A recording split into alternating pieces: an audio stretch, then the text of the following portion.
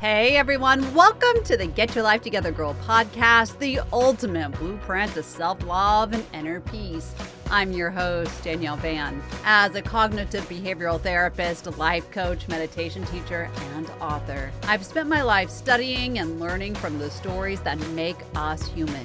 It's my passion and goal to help you shift your mindset and create a lifelong revolution to help you reach your greatest potential. What does it mean to heal the inner child? More so, what is the inner child? If you've logged on to social media, you follow anything personal development or healing, you may have stumbled across the term. I received an email this week that really opened my eyes as to the perception of what people think about their inner child. And I want to tap into the thought process and give you some practical tools to help you grow into your greatest self with a deeper understanding of what it means to really have true mind, body, and spirit alignment. Inner child healing teaches you to parent and nurture the wounded part of yourself from the perspective of your adulthood. This is a beautiful experience when done correctly, and I want to break it all down for you. So let's not waste another second.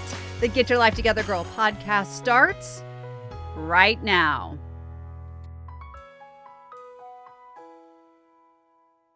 You reaching out to me and telling me, the thoughts that are going on through your mind and how something struck you really helps me know what we need to be talking about, what is lingering in the thought process and in the growth experience for so many of you, because I know if you have a question, somebody out there does too. And this email was about the inner child, hearing it and witnessing your inner child. They had seen a few TikToks, somehow come across them on different social media platforms, reels, all of that, and questioned, what is an inner child and how does that relate to self-compassion, which is something that this listener was really struggling with.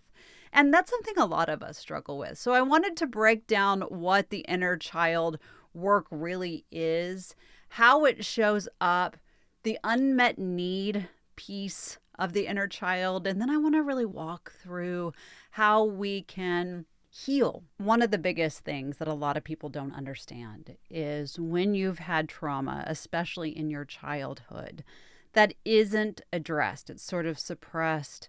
We forget about it, or so we think, and we move through life. It has a way of resurfacing throughout our adulthood.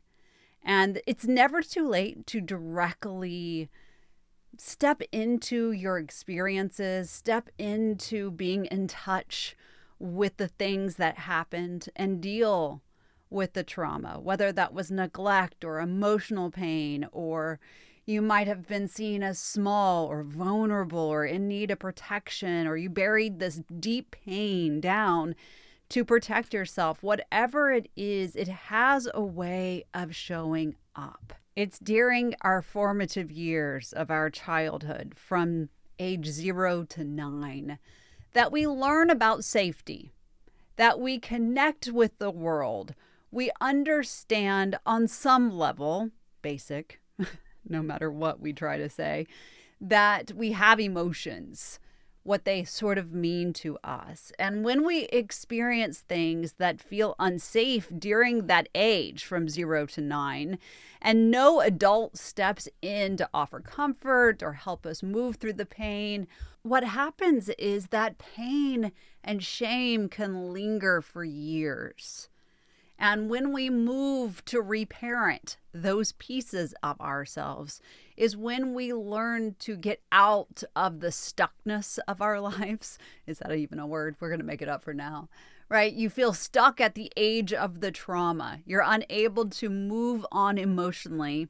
And that happens to so many of us, where the past really holds on. So what is the inner child? It was a term that came from Carl Jung a psychologist that, was coined about 100 years ago. And it's really describing a part of our psyche that is connected to our younger self, which alters our perception as an adult. You've heard me talk about safety. So when our safety is rocked, our brain is always on the lookout for the next thing. When we've had trauma, we have this way of morphing our safety in order to keep ourselves safe, right? Like that just makes sense to us. And when we move through those behaviors a lot, as an adult, we perceive the world differently than those who have not had our experience. And that's really important. Let's talk about some key things that I see that tend to eat people alive. And that sounds like a really big statement, but it's true. And so let's talk about some of the trauma pieces that happen in our childhood that create wounds and change our perception as an adult. And then we'll move through how inner child healing can really help us and some tools to use, right? I always try to give those to you. So the first major thing that I see the most that would really help to be healed is abandonment, the abandonment wound. Because when we feel abandoned, we tend to repeat this wound because we're drawn to people who abandon us. We even have a huge amount of self-abandonment. And then we also turn it around and abandon our partners and sometimes our children. And we do it through ways we don't even realize we're doing it, right? We ignore our partners. We ignore our children. We don't show up. We don't address feelings. So if you have an abandonment wound, it's very likely that you struggle with fear, right? You have a hard time with connecting with other people. You feel anxious or scared and often left out. You stretch yourself super thin and you create codependent relationships that are controlling, that have a lot of worry to them. You think that you will have experiences where everyone will leave you and that you're not lovable. And so you sort of create that as your truth. And like I said, you repeat this over and over again. To heal that, you have to face and heal the abandonment wound. You have to learn that confidence in yourself and relationships, and it's not blanketed. Confidence is not a blanket thing. It doesn't cover every single aspects of your life, but more that you're building evidence that, hey, you know what? Not every single person in my life is going to leave me. This is a huge core wound that I see a lot of people come to the table of therapy with that need some sort of self-love and healing to be able to know that I'm okay, that I am likable, that I am not going to be left, and that I matter. So abandonment wound.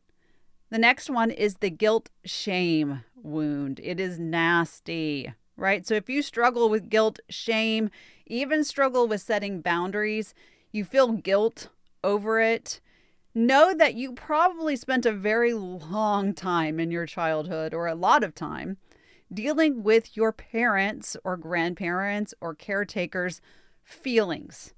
You had to handle everything, and you may have abandonment in this as well. You tend to repeat this wound by being drawn to people who create guilt and shame. Now, a lot of people get this confused with people pleasing. They think that guilt and shame is because they really want to make sure that people like them and that they're doing enough for other people. But what we're talking about here is carrying the shame within you about who you are and what you like and what you dislike, what you desire and what you need. That is that guilt shame wound. And to heal this, you have to face and heal the guilt and the shame, because you have to learn to believe, protect, and empower yourself. You have to be able to set clear communication and boundaries and know that your emotions matter and even what your emotions mean. A lot of times people will say, I have so much shame around this. And I ask them to define shame, and they can't. They cannot define what that means to them. And then I'll say, well, if you can't define it, how do you know that's what it is? So, do you carry guilt and shame within you, within your thoughts, your heart, your mind, your soul, about who you are, what you want, what you like, what you desire? Were you shamed and guilted into believing that what you wanted wasn't good enough? If so, you have this guilt and shame trauma cycle that really needs some inner child healing. The next one that I see is the trust wound. Many people have this. And even people who have grown up in beautiful childhoods, in beautiful homes, can still have a trust wound. And it's still worthy of cleaning up, right? Doing the healing around. But the trust wound is struggling with needing validation. It's that self-trust that isn't there, or even trusting other people who, come into your life. If you struggle with this, you may feel unsafe or insecure or uncertain, afraid that other people are going to hurt you, that you're going to betray them, or that you're going to have judgment upon you, or you think that everyone is out to get you or to manipulate you. You think that others cannot be trusted, and you believe that if you rely on other people, you are going to be let down. This is a huge thing because you are likely to repeat this by being drawn to people who don't trust themselves and therefore cause you to lack trust in yourself within the relationship. To heal this, you have to face the trust wound. You have to learn who and how to trust. And you have to believe in yourself, knowing that what you pick is for you.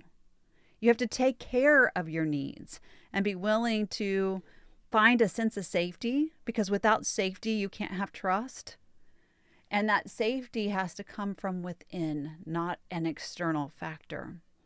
And the last wound that I see the most of is neglect. It's pretty self-explanatory, right? That your emotional needs were not met, that you feel disassociated with yourself. In your head, you may be suppressing anger. You get overwhelmed quickly. You're anxious. You're avoidant. You're stressed.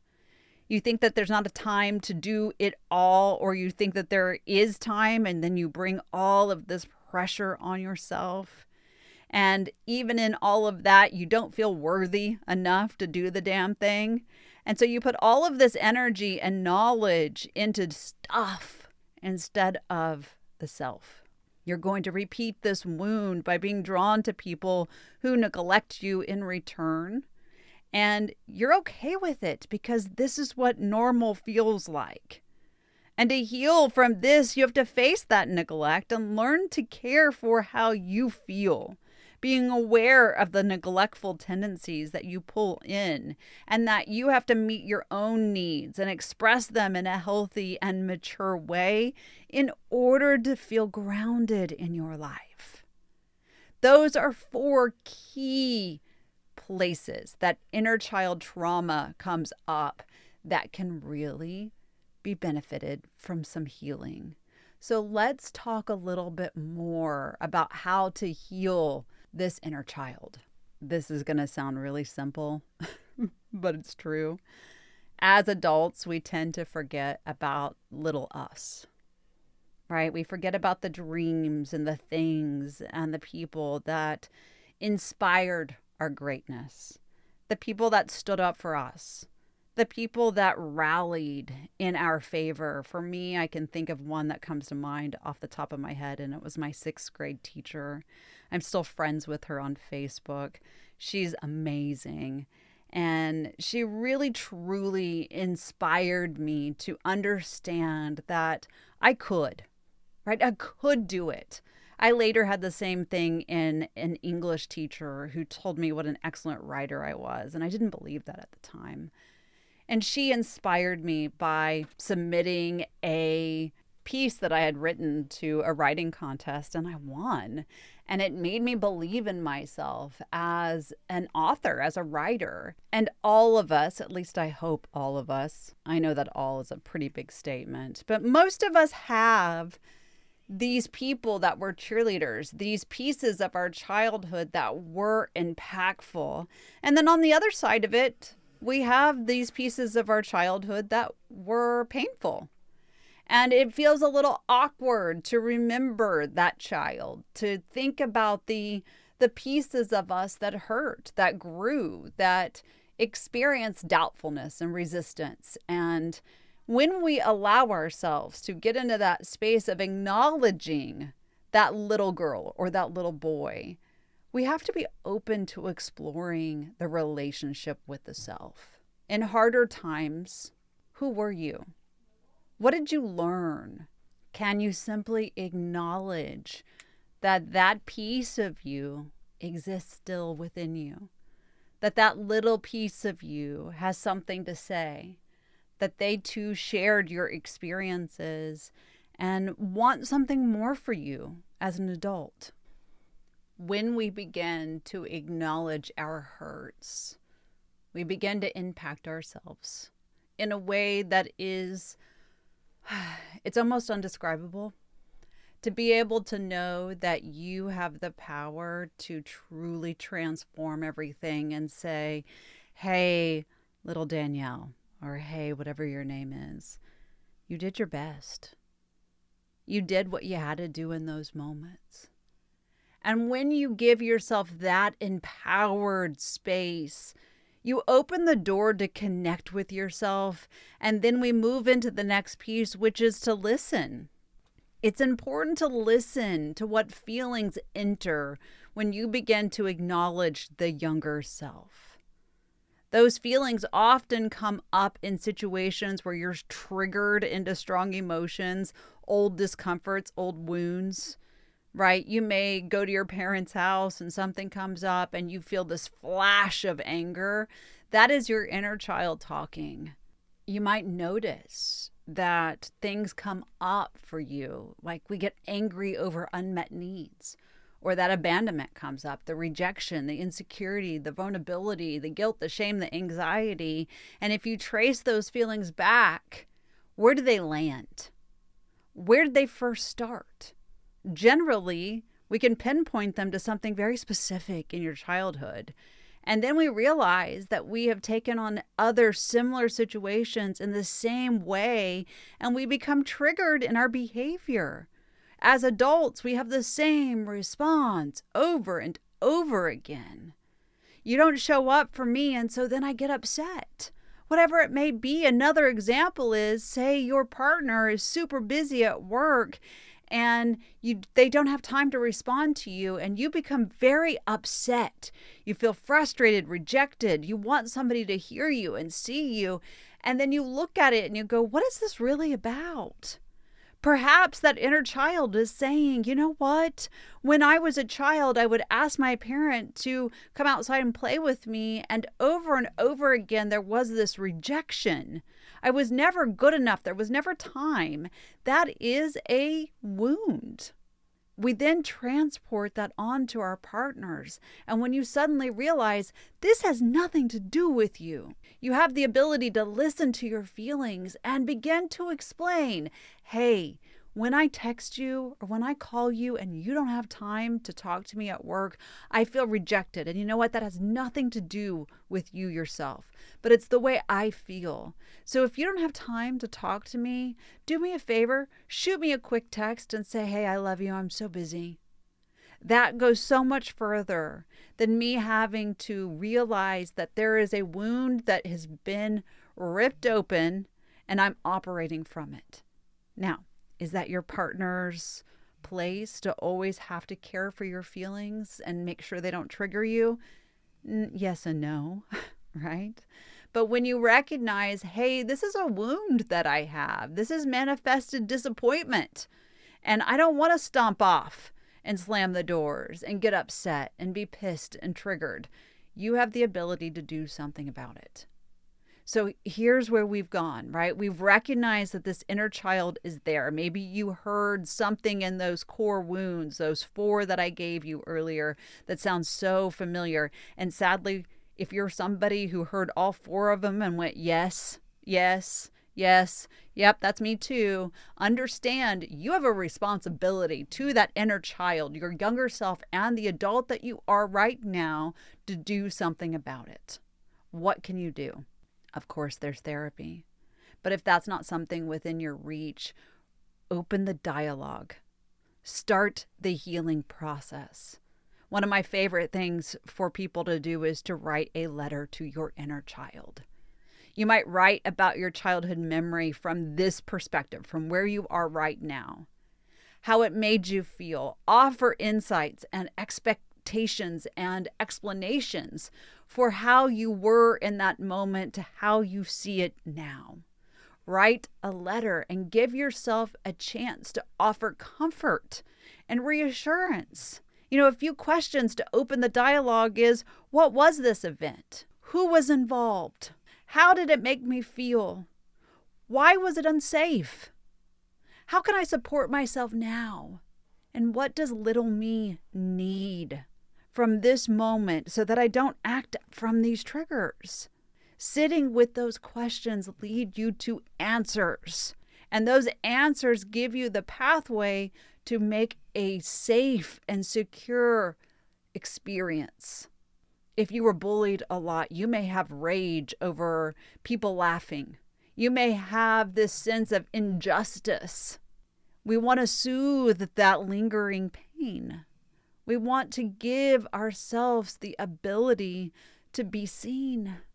This is a beautiful way to start that process. And in it, you must also realize that healing does not have a definite end. I hear this so often. I actually get frustrated by this because people will come in and they're like, how long is this going to take me?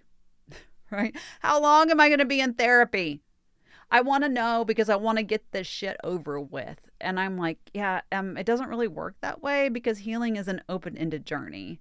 That doesn't mean that you're always in therapy or you're always doing the hard work, but it does mean that you have to process and you have to reach certain points of your inner child, of your experiences. And every time we get to a new place, it's likely that you open something else.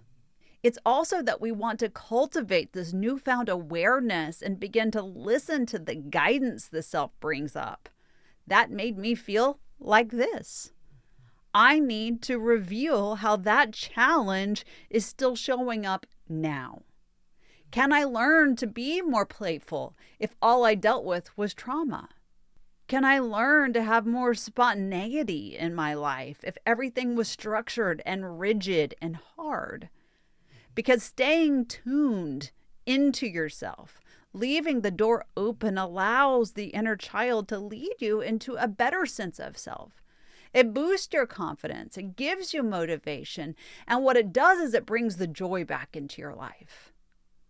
Adulthood is filled with responsibilities, right? We all know that. And relaxation and playfulness is something that not many people do. We go, go, go. We try to reach for more. And in that, we create this lack. If your childhood had lack, what do you think your overall lifespan feels like? Import a little bit more pleasure. Walk to get the ice cream. Play games with your partner. Find laughter. Find the things that bring the lightheartedness into it. Because if you can provide something that you were missing, you provide joy in the now, right? Trauma can cause a lot of distress. And we as therapists want to create a safe space for you as you navigate the emotional trauma. When we look at your overall relationships, it's likely that you're on this quest to feed something that you have missed. In everything that you're doing in life, you're either feeding something that is lacking or you're elevating something that's working. I want to say that again. In everything that you do in life, you're either feeding something that isn't working or you're elevating something that is. What are you doing? If you're doing the inner child work, you're focused on the process, you're offering support, you're orienting yourself towards a positive space of recognition. You bring joy back into your childhood. You journey into a space of holding your own hand. It's such a powerful way to understand, you know what, I'm okay. So let's quickly walk through some things that you can do to help the conscious mind not just put words into a moment, but also help the body to remember that trauma doesn't have to stay here, right? This is a silly feeling when you start doing this, but it's something that is so powerful, so very powerful. And it is to simply hug yourself every day. Wrapping your arms around yourself allows the physical touch to soothe the inner child. Holding yourself brings yourself comfort. Rock if necessary. Hold tight to yourself and allow your tears to flow. Doing this for a minute every day allows you to create some soothing. It allows you to know that I'm okay. A lot of people who have childhood trauma struggle with being touched. This is especially true with adult trauma, that is sexual assault or abuse in the house, those kind of things. Practice the butterfly hug. Cross your arms over your chest. Link your thumbs, creating a butterfly, and position your fingertips just below your collarbone and simply allow your hands to tap. Taking slow, deep breaths and giving yourself permission to allow your thoughts and feelings to come. The next thing that you can do is some mirror work. Negative thoughts like, I don't matter, I'm not good enough, are formed in our childhood. They're from the mistreatment and abuse during those years. And mirror work can help you move beyond these narratives and work to developing a loving connection with the self.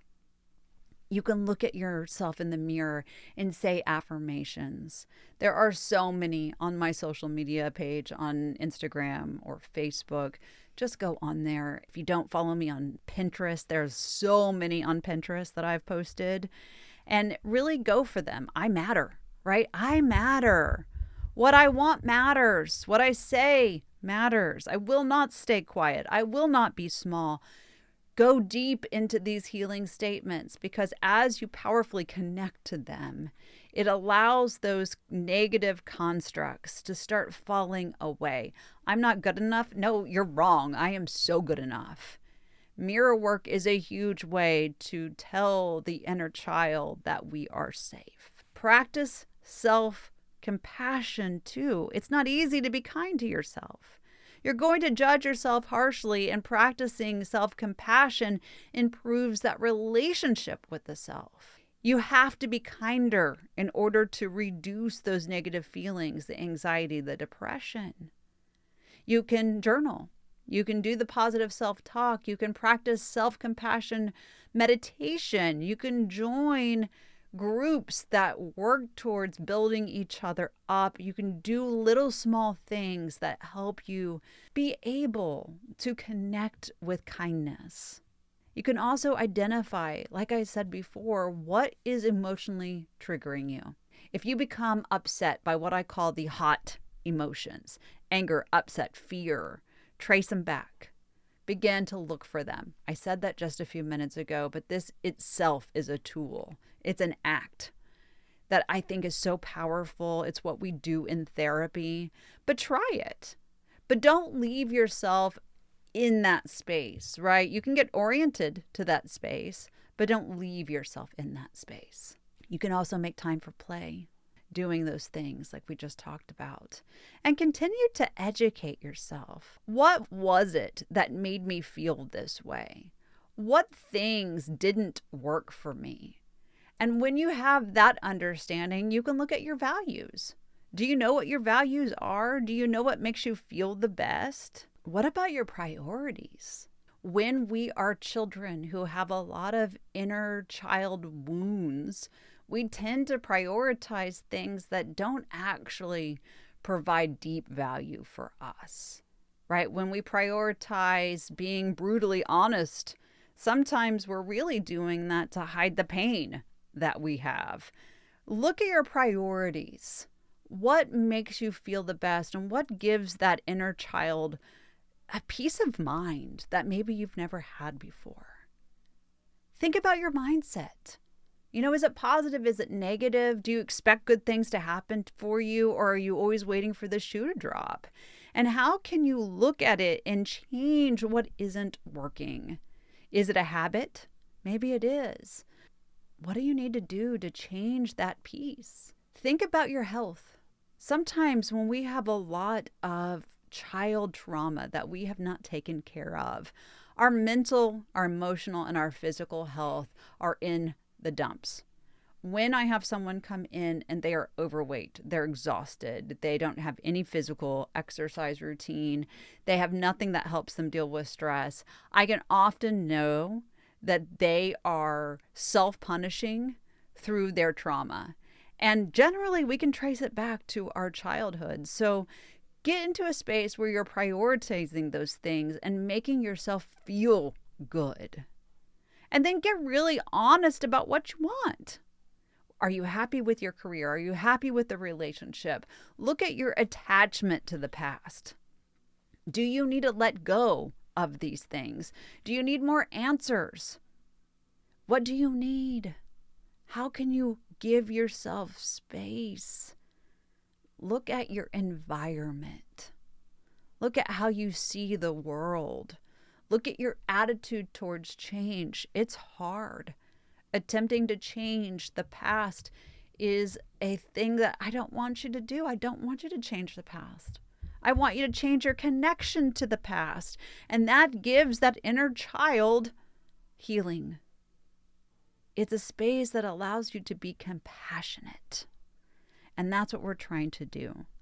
Inner child healing is about identifying these core wounds, these core things where we didn't feel supported, we didn't feel seen or heard. There's trauma, there's elements of our lives that don't feel good, that we try to suppress. If we give ourselves permission to identify those and work through them, being fully transparent with ourselves, we give ourselves the ability to change, to be happy, to find an element and a piece of ourselves that maybe we've never even met before. Can you imagine what that would feel like? To look at yourself and say, I accept all of you. I accept these pieces that didn't get love, that didn't get these experiences, that need me. That is such a beautiful thing. Because when you love and recognize and praise and get emotional support for the unmet needs, you live life well. I want you to remember it's never too late to start a healing journey. It's never too late to validate your needs, to learn to express your emotions in a healthy way, to increase your self-love, to give yourself the blueprint to peace and happiness and self-worth. It's not too late. You can either hold the trauma or you can hold what you want. When you make that decision, it is the essential step into getting your life together. Thank you so much for listening to the Get Your Life Together Girl podcast. If you've enjoyed these tips for bettering your life and are seeking daily inspiration and additional tools and tips, follow me on social media at Get Your Life Together Girl on Instagram, Facebook, Pinterest, TikTok, Clapper, YouTube, Threads, and also Insight Timer. You can also head to my website, getyourlifetogethergirl.com, for more episodes of the Get Your Life Together Girl podcast. There's a blog. There is a new school that's open called The Blueprint to Growth. So many great courses that are popping up there. You can also join me on Insight Timer twice a month, where I give live conversations, much like the podcast, where I'm taking your questions. Such a cool experience over there. Membership is free if you want to access that. I also encourage you to share this episode with a family member or friend who could really use this message, as it helps spread the word to those who may need it. I can't thank you enough for being such a valuable part of this community. Until next time, be kind to yourself. and others.